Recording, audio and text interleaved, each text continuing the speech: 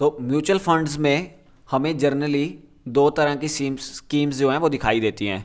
एक होती हैं ग्रोथ और री इन्वेस्टमेंट वाली स्कीम्स, और एक होती हैं डिविडेंड पे आउट्स वाली स्कीम्स।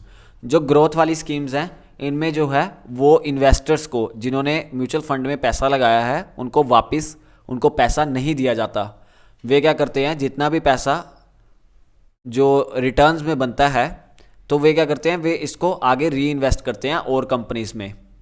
और जो डिविडेंड पे आउट्स देती हैं तो ये क्या करते हैं, यहाँ पे जैसे ही रिटर्न्स जो है वो म्यूचुअल फंड जनरेट कर रहा है, ये कुछ पोर्शन जो है उसका अपने इन्वेस्टर्स को पे ऑफ कर देती हैं। अब डिविडेंड अगर वो पे ऑफ कर देंगी तो इससे क्या होगा, इससे उनकी जो है एनएवी तो वो कम हो जाती है। री इन्वेस्ट वालों में, ग्रोथ वालों में हमें हमेशा एनएवी जो है वो हमेशा जो है बढ़ती हुई दिखाई देगी, क्योंकि वे दोबारा से इन्वेस्ट कर रहे हैं। और अगर डिविडेंड वालों की हम बात करें तो डिविडेंड वाले जो हैं ये टाइम टू टाइम जो है क्वार्टरली, हाफ ईयरली या फिर ईयरली बेसिस पे जो हमें है वो डिविडेंड प्रोवाइड करते हैं। इस वजह से जो इनका एनएवी है वो जब जब ये डिविडेंड देते हैं उसी हिसाब से इनका जो एनएवी है वो हमेशा उतने हिसाब से गिरेगा। जब भी देगी उसी हिसाब से इनका जो एनएवी है वो कम होता चला जाएगा। एनएवी बेसिकली एक तरह से शेयर प्राइस की तरह ही म्यूचुअल फंड में काम करता है।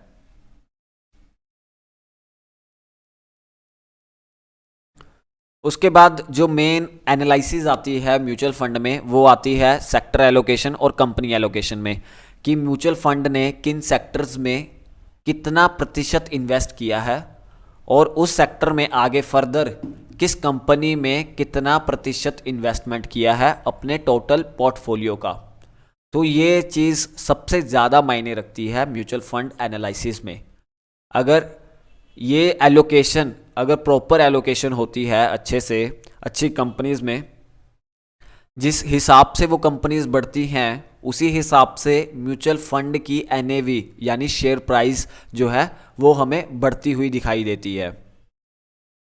तो यहाँ पे कोई जादू नहीं होता एनएवी बढ़ने के लिए, शेयर प्राइस बढ़ने के लिए म्यूचुअल फंड्स का। तो यहाँ पे बेसिकली उसने जिन स्कीम्स में पैसा लगाया है, जिन स्टॉक्स में पैसा लगाया है, जिन डेट इंस्ट्रूमेंट्स में, बॉन्ड्स में पैसा लगाया है, अगर वे अच्छा परफॉर्म करते हैं तो हमें जो है म्यूचुअल फंड स्कीम जो है वो रिटर्न प्रोवाइड करती है। उनका जो है एनएवी हमें बढ़ता हुआ दिखाई देता है या फिर हमें वो डिविडेंड पे आउट करती हैं। तो अभी हम आ चुके हैं मनी कंट्रोल वेबसाइट पे। यहाँ पे हम जो देख रहे हैं स्कीम वो है axis bank, axis blue chip fund की। तो ये है ग्रोथ वाला जो है ये सेगमेंट हम देख रहे हैं म्यूचुअल फंड्स में।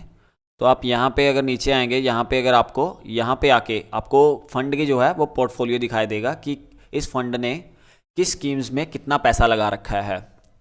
तो यहाँ पे अगर हम देखें तो बजाज फाइनेंस एनबीएफसी सेक्टर में इस म्यूचुअल फंड ने, एक्सिस ब्लू चिप फंड ने जो है, आपको एक बार नाम दिखा देता है, एक्सिस ब्लू चिप फंड ने यहाँ पे 10% के आसपास की होल्डिंग रख रखी है बजाज फाइनेंस कंपनी की। यानी कि अगर इस म्यूचुअल फंड के पास 100 रुपये हैं तो 100 रुपये में से 10 रुपये इसने बजाज फाइनेंस कंपनी में इन्वेस्ट किए हैं। उसके बाद अगर हम देखें तो एचडीएफसी बैंक में इसने 8% के आसपास की जो है वो होल्डिंग्स रखी हैं।